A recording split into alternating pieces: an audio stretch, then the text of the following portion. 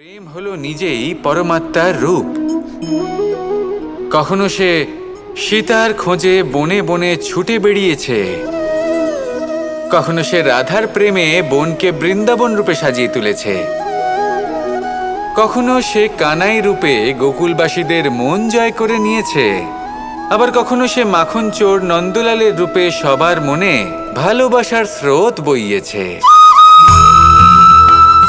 কখনো নিজের হাতে বাঁশি নিয়ে তাতে ভালোবাসার সুর তুলেছে, আবার কখনো নিজের আঙুলে সুদর্শন চক্র ধারণ করে ধর্ম এবং প্রেমের বিরোধীদের সংহার করেছে। কখনো সে যশোদানন্দন হয়ে গোকুলে অনেক লীলা করে বেরিয়েছে, আবার কখনো দেবকী নন্দন রূপে কংসের লীলার পরিসমাপ্তি ঘটিয়েছে। কখনো যুদ্ধবিমুখ হয়ে প্রজাদের রক্ষা করেছে, আবার কখনো ধর্ম রক্ষার জন্য সে যুদ্ধে অবতীর্ণ হয়েছে সারথীর রূপে, এবং এই সংসারকে গীতার জ্ঞান প্রদান করেছে।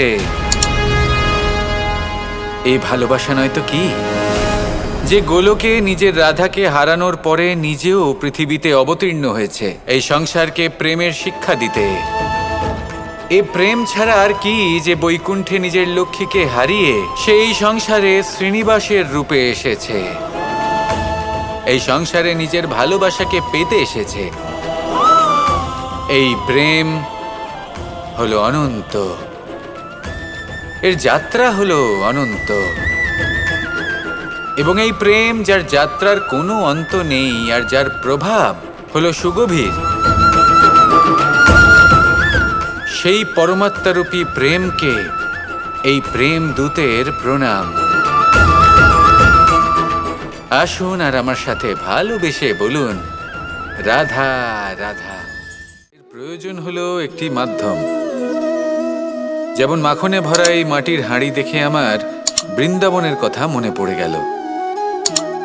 দেখতে গেলে দ্বারকাধীশ যখন চাইবেন, যেখানে চাইবেন সর্বোত্তম প্রজাতির মাখন খেতে পারেন, কিন্তু সেই মাখনে বৃন্দাবনের মাখনের মতো সেই আনন্দ, সেই প্রেম কোথায় আছে? বৃন্দাবনে গোপীদের হাঁড়ি ভেঙে মাখন খাওয়া, বাড়িতে লুকিয়ে চুরিয়ে ঢোকা, পরিশ্রম করা, চুরি করে হাঁড়ি ভেঙে মাখন খাওয়া, তার মধ্যে যে আনন্দ ছিল সেটা কোনো পাত্রে রাখা মাখনে কি পাওয়া যায়?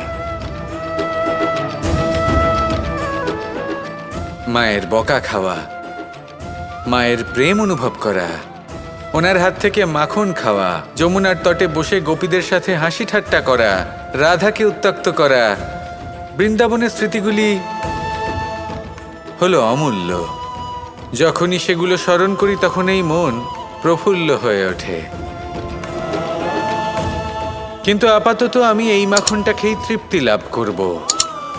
আপনিও আপনার জীবনে সেই অমূল্য অদ্ভুত মুহূর্তগুলোকে স্মরণ করুন এবং আনন্দিত থাকুন। আমার সাথে ভালোবেসে বলুন, রাধা রাধা।